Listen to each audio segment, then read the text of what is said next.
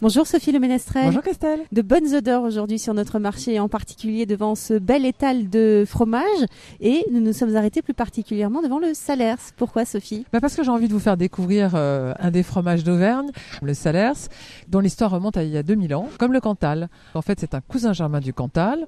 Mais depuis mars 2000, les producteurs ont voulu avoir une zone d'appellation qui était vraiment centrée sur le massif volcanique pour vraiment avoir une appellation Salers très très précise. C'est donc un fromage exclusivement fermier, fabriqué à base de lait de vache cru et entier.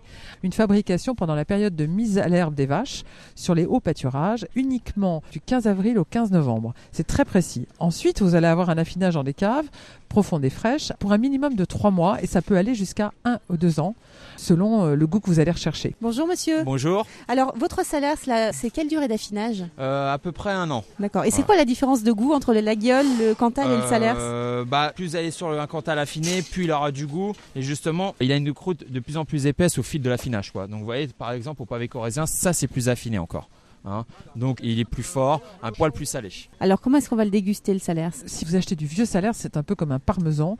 Vous allez le déguster en petites lamelles et vous allez vouloir l'associer avec par exemple des confitures de mûres. C'est très agréable de le casser avec quelque chose d'un petit peu sucré. Vous apprécierez mieux son côté charpenté parce qu'en fait ce que vous allez retrouver au niveau du goût du Salers, c'est vraiment l'herbe des pâturages et les petites fleurs que les vaches vont brouter qui sont en général de la réglisse et de la gentiane et qui sont vraiment des fleurs originaires de ce coin d'Auvergne et qui vont donner au Salers toute sa typicité, tout son terroir. Bon, pour un prix au kilo, là sur notre étiquette de 23,30 €. C'est sûr que le fromage est quelque chose de cher, mais ce sont des protéines et qui se conservent très longtemps.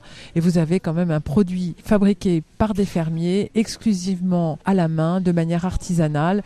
Et donc, c'est pas très cher pour du luxe. Puis on en prend un petit bout et puis pour terminer le repas. C'est bien agréable. Merci beaucoup Sophie Le Ménestrel. Tout sur le Salers est à retrouver sur votre site terroirdechef.com. À très bientôt. À la semaine prochaine, Christelle.